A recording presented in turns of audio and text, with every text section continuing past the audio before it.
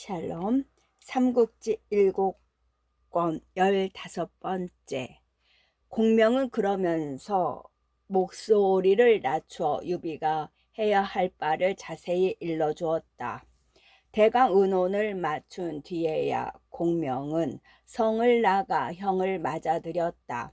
그러나 자기 집으로 데려가지는 않고 공무로 온 손님을 맞이하는 빈관으로 데려갔다. 제갈 공명은 공명이 절을 끝내기도 전에 목을 놓아 울기부터 먼저 했다. 공명이 아무것도 모르는 체하며 물었다. 형님께서는 무슨 일로 그토록 슬퍼하십니까? 이제 내 식구는 늙고 점꼬를 가릴 것 없이 모두 죽었다. 제갈근이 그렇게 대답하고 다시 더 이상 시치미를 떼지 않고 바로 털어놓았다. 형주를 돌려달라는 일 때문이겠지요. 아우 하나 잘못 두신 탓에 형님의 가솔들이 모두 갇히었다니 이 아우의 마음인들 어찌 변환하겠습니까? 하지만 너무 걱정하지 마십시오. 제게 되도록이면 빨리 형주를 동으로 되돌려줄 계책이 이미 서 있습니다. 제갈그는 그 말을 듣자 비로소 얼굴이 환해졌다. 곧 아우와 더불어 유비를 찾아보고 손권이 보낸 글을 올렸다. 읽기를 마친 유비가 문득 성난 얼굴로 소리쳤다.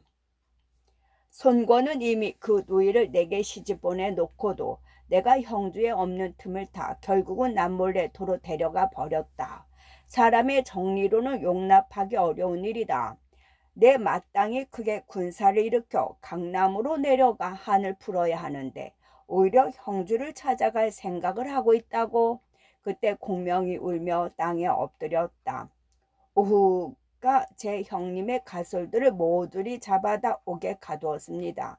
만약 주공께서 형주를 돌려주지 않으시면 형님의 집안 사람들은 모두 결단 나고 말 것이니 형이 죽고 어찌 이 양이 홀로 살아남을 수 있겠습니까?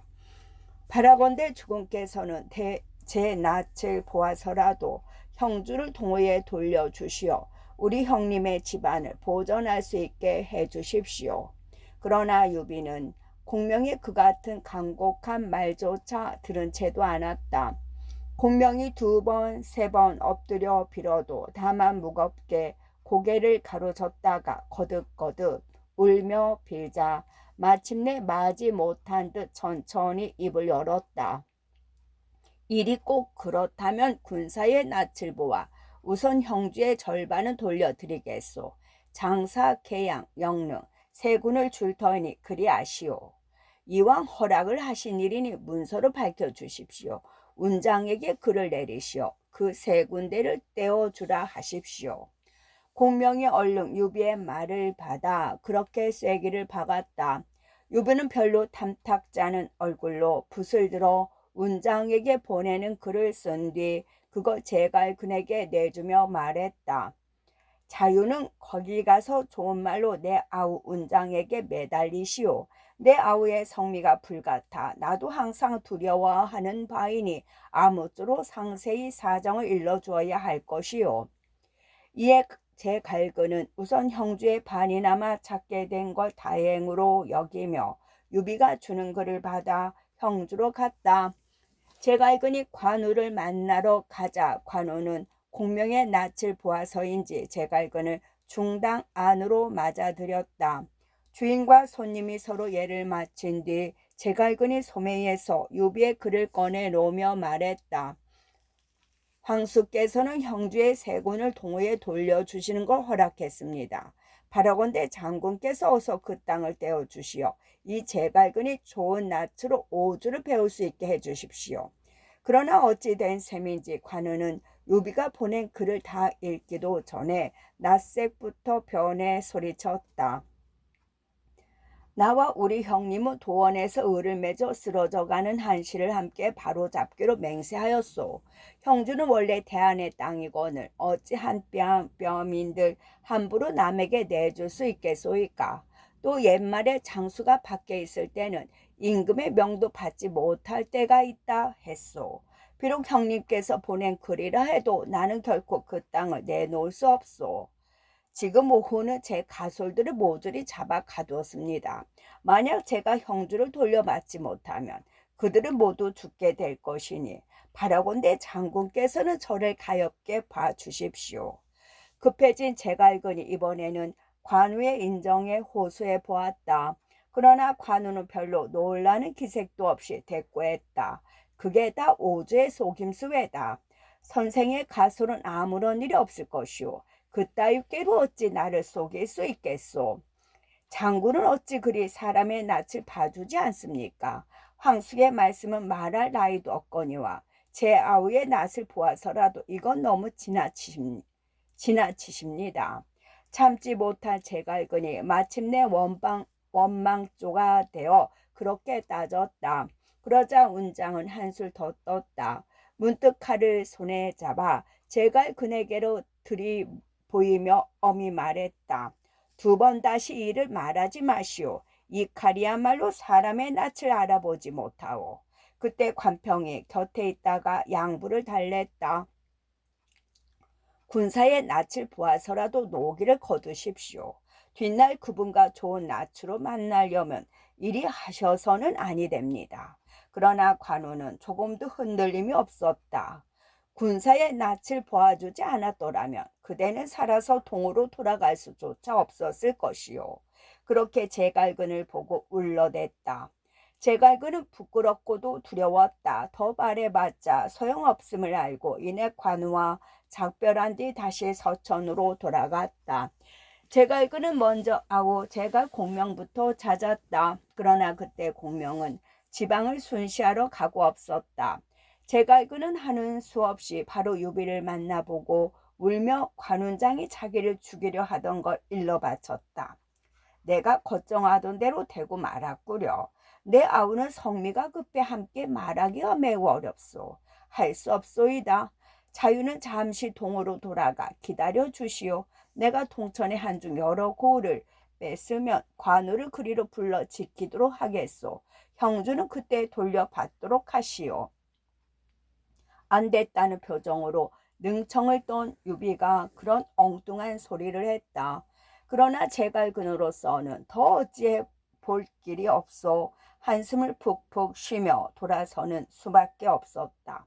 제갈근이 동으로 돌아가 송건에게 그간에 있었던 일을 고에 올리니 듣고 난 송건은 성이 나서 어쩔 줄 몰랐다.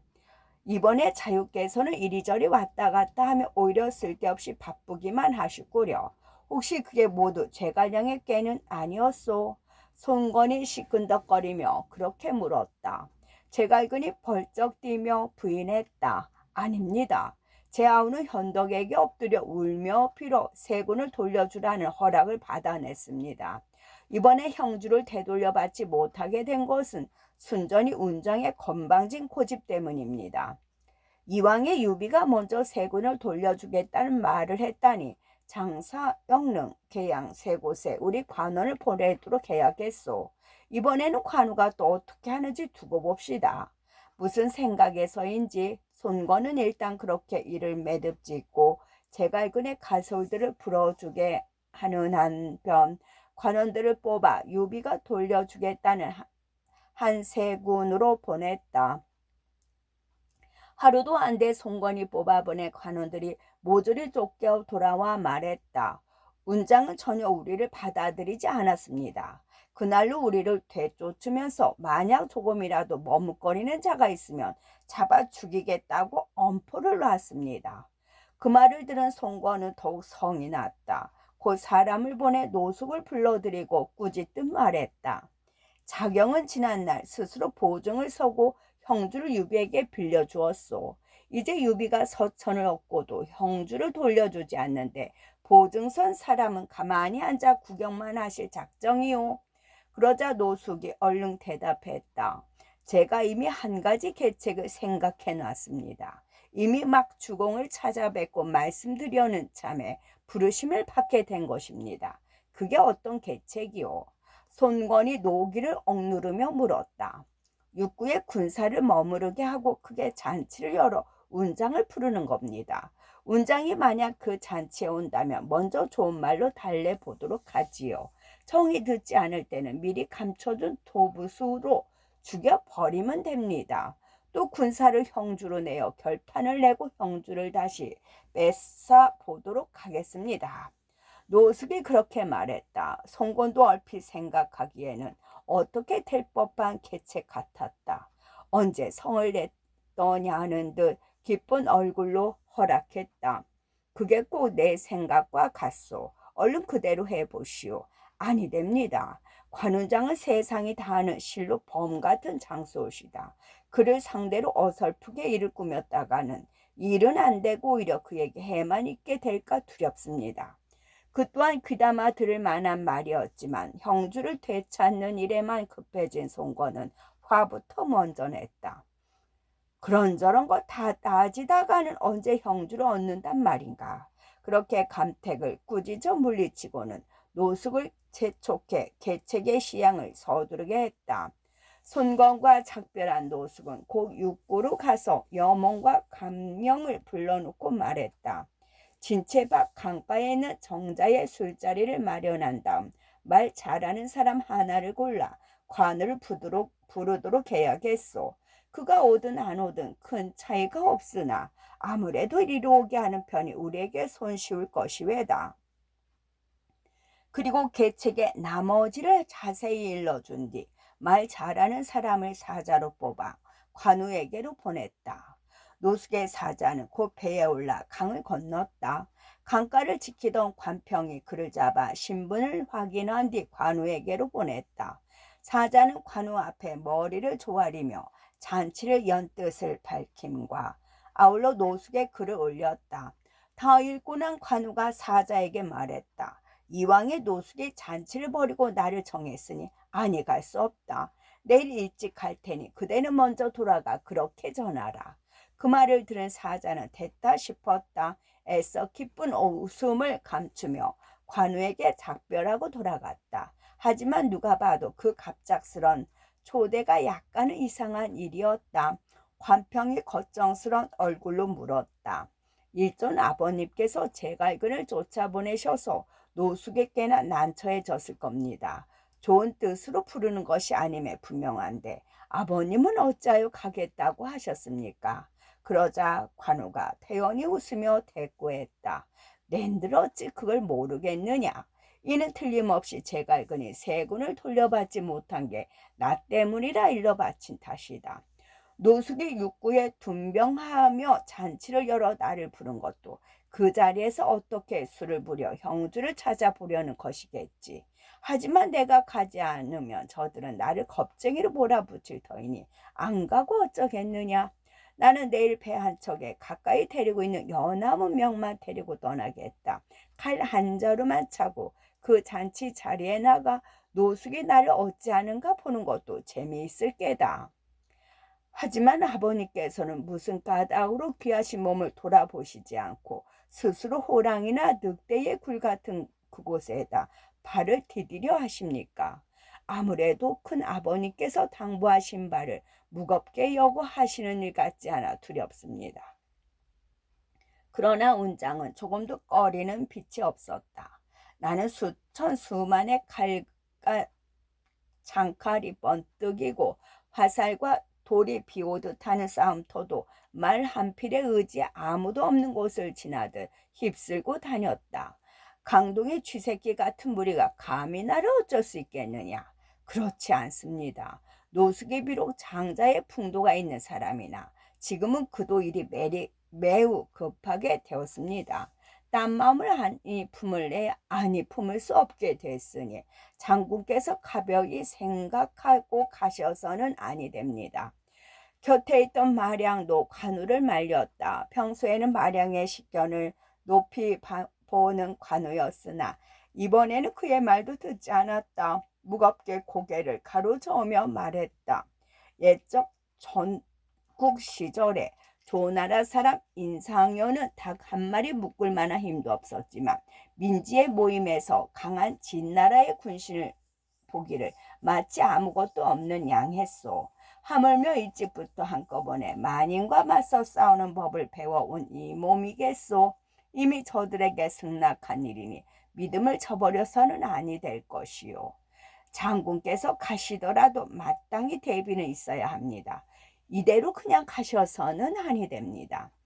아무래도 마음이 놓이지 않는지 마량이 다시 그렇게 권했다. 관우도 그것까지는 마다하지 않았다. 잠깐 생각하다 마량의 말을 따랐다. 정이 그렇다면 내 아들 병에게 빠른 배 10척을 고르게 한 뒤 물질이 익숙한 수군 500을 태우고 강물 위에 떠 있게 하시오. 그러다가 내가 붉은 길을 세우거든 그리로 얼른 배를 보내면 별일은 없을 것이요. 그 말을 들은 광병은 마량이 시키기도 전에 스스로 배와 군사를 뽑으러 나갔다. 한편 육구에 돌아간 사자는 노숙을 보고 관우가 선뜻 가리라고 말한 걸 그대로 전했다. 노숙은 곧 여몽을 불러놓고 의논했다. 관우가 이리로 온다고 했다니 이제 어찌하면 좋겠소. 그가 군마를 데리고 온다면 저와 갑령이 각기 한때의 군사를 거느리고 강 언덕에 숨어 있다가 한꺼번에 뛰쳐나가 때려잡겠습니다. 그러나 만약 군사를 이끌고 오지 않는다면 다만 도보소 10명을 뜰에 숨겨두는 것도 넉넉합니다. 잔치 도중에 때를 모아 관우를 죽여버리도록 하십시오. 노숙도 생각해보니 그게 그럴듯했다. 고 여몽의 말대로 계책을 정하고 관우가 오기만을 기다렸다. 다음 날이 되었다. 노숙은 일찍부터 사람을 강 언덕으로 보내 형주 쪽을 살펴보게 했다. 진시 무렵 해서 강물 위에 배 한 척이 떠오르는데 배 길잡이나 사공은 몇 안 돼 보이고 붉은 깃발만 한 자락 바람에 벌럭이고 있었다. 거기에 크게 쓴 관자로 미루어 관우의 배임이 틀림없었다. 가까이 오는 배전에는 정말로 푸른 머리 수건에 풀빛 옷을 입은 관우가 엄숙하게 앉아 있었다. 그 곁에는 주창에 큰 칼을 받쳐든 외에 8이나 9쯤의 몸집이 우람한 관서의 장골들이 각기 허리에 칼을 차고 따를 뿐이었다. 노숙은 그는 관우를 보자 한편으로는 놀라면서도 한편으로는 의아스러움을 느끼지 않을 수가 없었다. 군사의 호의도 받지 않고 오는 것으로 보아서는 자기들의 계책에 속은 듯도 하지만 풍기는 분위기로 봐서는 자기들의 계책을 잘 알면서도 무언가 믿는 데가 있는 것처럼 보일 까닭이었다. 노숙은 그런 속마음을 애써 감추고 관우를 정자 안으로 맞아들였다. 예를 끝낸 뒤 술자리에 앉아 서로 잔을 권하는데 아무래도 자신이 꾸며둔 계책 탓인지 관우를 바로 쳐다볼 수가 없었다. 그런 노숙의 마음속을 아는지 모르는지 웃으며 이야기를 나누는 관우의 태도는 태어나기가 그지없었다. 술이 반쯤 올랐을 때 노숙이 드디어 용기를 내 벼르던 말을 꺼냈다. 장군께 드릴 말씀이 있어 청하는데 다행히 물리치지 않아서 고맙기 그지없소이다. 지난날 장군의 형님 되시는 유황수께서는 이 노숙의 보증으로 형주를 빌려가시면서 서천을 차지하면 돌려보내겠다고 언약을 하셨소. 그런데 이제 황수께서는 이미 서천을 차지하셨으나 형주는 아직 우리 동우에게로 돌아오지 않았으니 이게 믿음을 저버린 게 아니고 무엇이겠소. 땅을 주고받는 것은 나라의 일이 외다. 이런 술자리에는 어울리지 않으니 말하지 않는 게 좋을 것 같소. 관우가 슬쩍 받아 넘겼다. 그러나 노숙은 그대로 흐지부지 되도록 두지 않았다. 한층 정색을 하고 따지듯 말했다. 우리 주공께서 구차하게 강동에 계시면서도 형주를 빌려주신 것은 그때 황숙을 비롯한 여러분이 싸움에 져서 멀리서 쫓겨오신 까닭에 마땅히 기댈 만한 땅이 없었기 때문이었소. 그런데 이제는 황숙께서도 익주를 얻으셨으니 형주는 응당 돌려주셔야 하지 않겠소.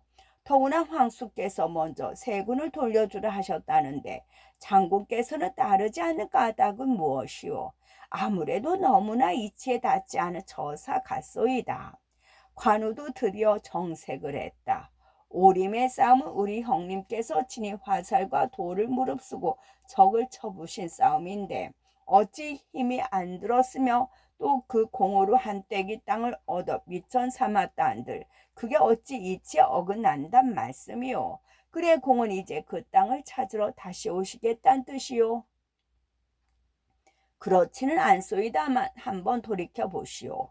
원래 장군께서는 황숙과 더불어 장판에서 패해 계책은 궁하고 힘도 다한 까닭에 다만 멀리 달아날 생각뿐이지 않았소. 그때 우리 주공께서 형주를 빌려주신 것은 기댈 땅이 없는 황숙을 딱하게 여기셨기 때문이지 땅을 무겁게 여기지 않으셔서는 아니었소. 황숙께서 약간의 공이 있다 해도 그것은 그 뒤의 일이 외다. 이제 황숙께서 스스로의 덕을 허물고 우리 동과 좋은 사이를 어그러가면서 서촉을 얻고도 아직 형주를 차지하고 계신 것은 탐심에 가득 차 의를 저버리신 것이나 다름없소. 실로 저나 사람들의 비웃음을 살까 두려우니 장군께서는 부디 그 점을 살펴주시오. 노숙도 지지 않고 그렇게 맞섰다. 그러자 관우가 다시 말머리를 돌렸다. 그 일은 모두 우리 형님께서 하신 일이 왜다. 내가 관여할 일은 아닌 듯 싶소. 그런 관우의 말꼬리를 노숙이 잡고 늘어졌다.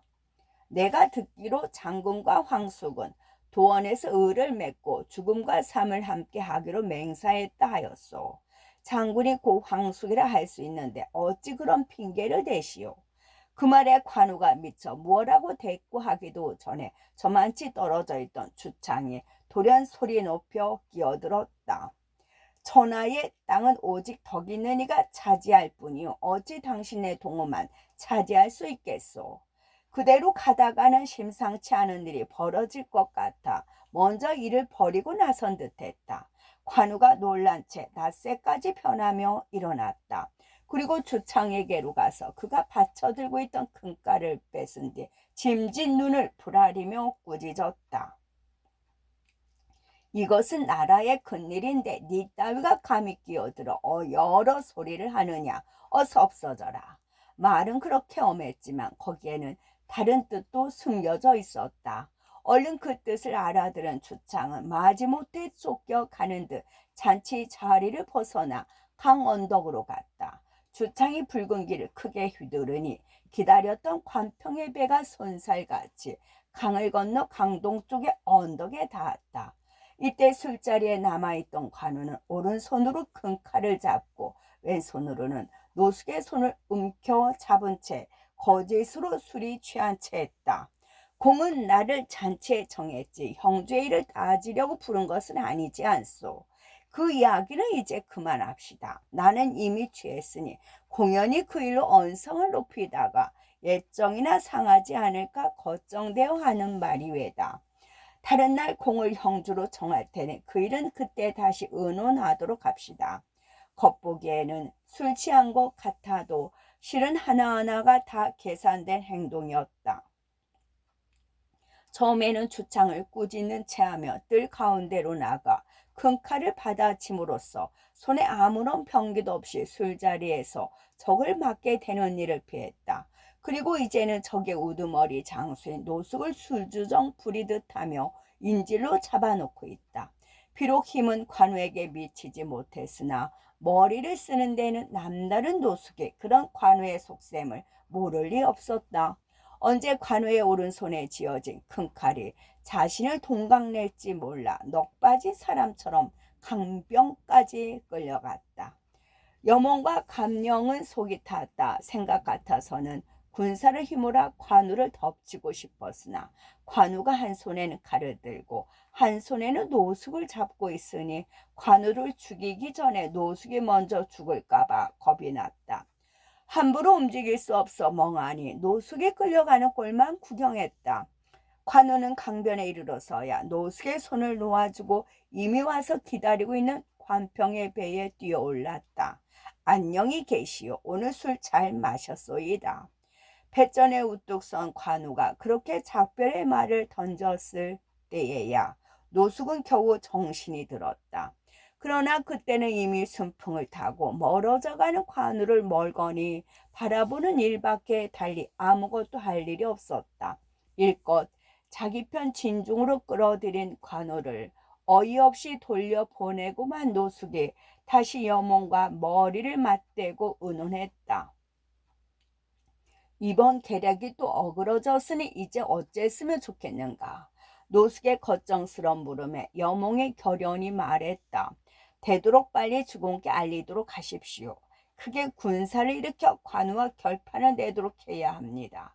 노숙도 달리는 형주를 되찾을 꾀가 생각나지 않았다. 곧 사람을 송건에게 보내 또 일이 어그러졌음을 알렸다. 그 소식을 들은 송건은 성이 머리끝까지 올랐다. 나라에 온 힘을 기울여 크게 군사를 일으키고 형주를 쳐서 뺏기로 마음을 정했다.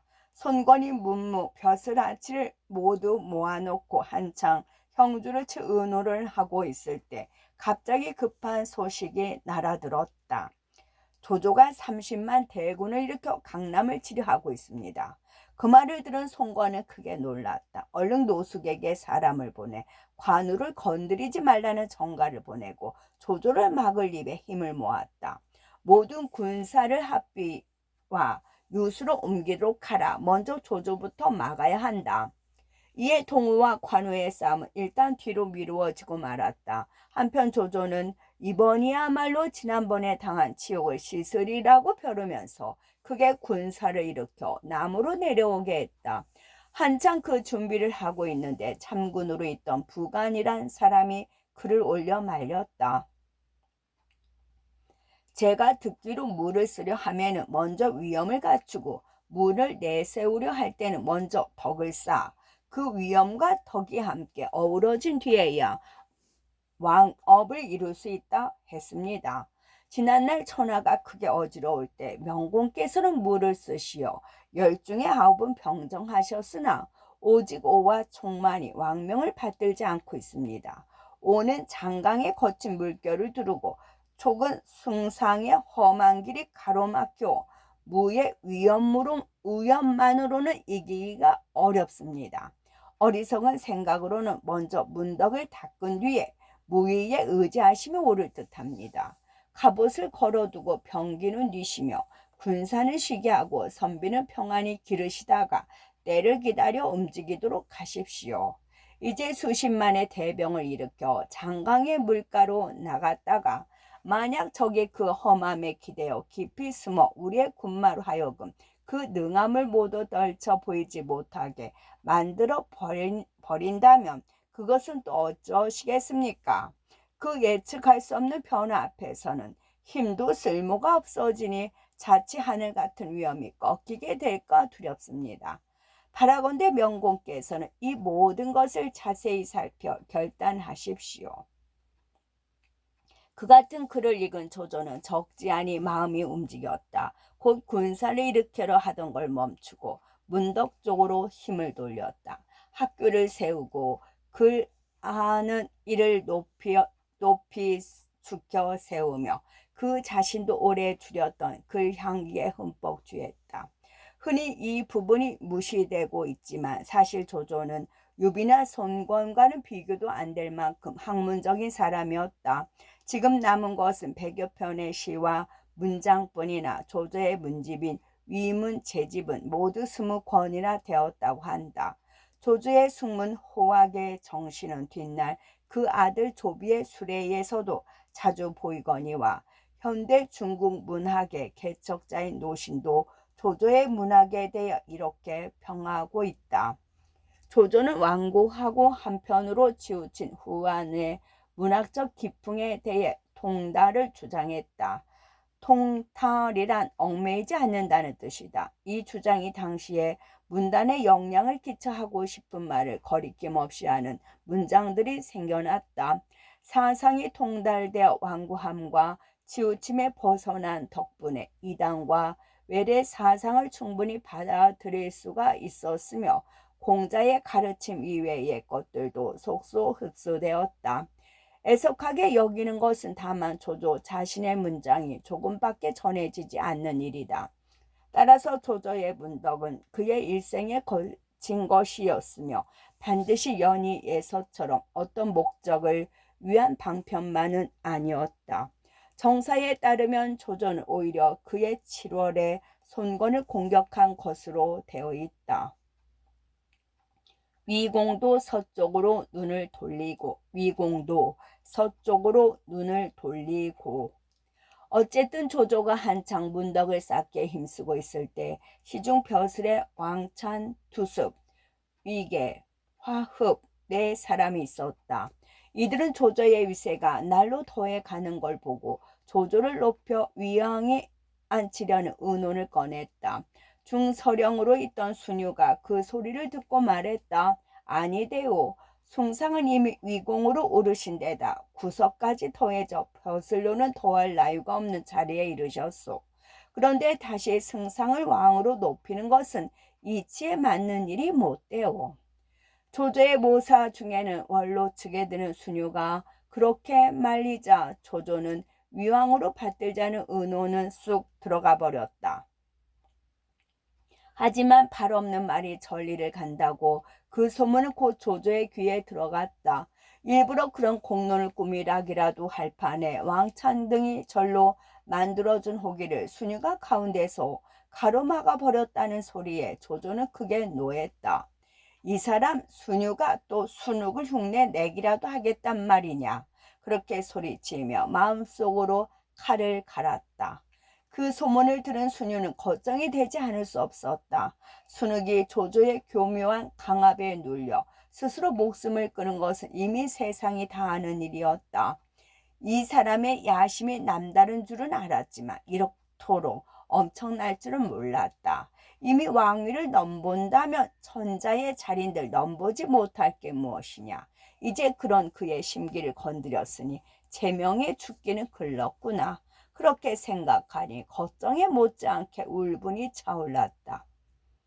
한평생 그를 위해 일한 것이 결국은 역적지를 도운 셈이었기 때문이었다.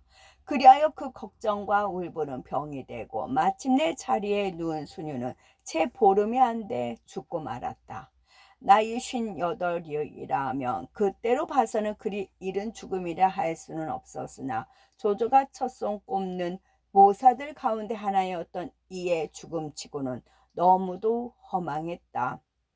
마음속으로 칼을 갈고 있던 조조도 막상 순유가 죽었다는 소식을 듣자 슬픔을 이기지 못했다.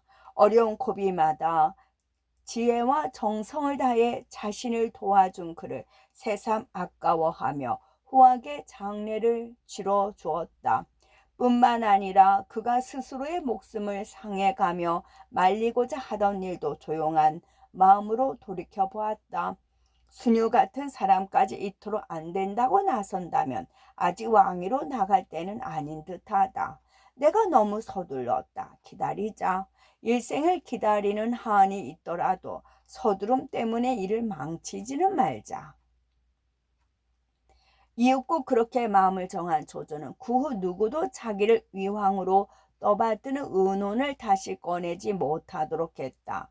그러나 그때 이미 조조의 위세는 왕은커녕 천자도 미처 따르지 못할 정도였다. 하루는 이런 일이 있었다. 조조가 연희 때처럼 칼을 차고 들어가니 마침 헌제와 마주 앉아있던 복후가 놀란 기색으로 몸을 일으켰다. 겨우 자리에 버티고 앉아있기는 했지만 헌제도 조조를 두려워하기는 왕후나 크게 다름이 없었다. 조조를 마주하는 눈빛이 너무도 겁에 질려 있어 보는 사람이 측은한 느낌이 들 지경이었다.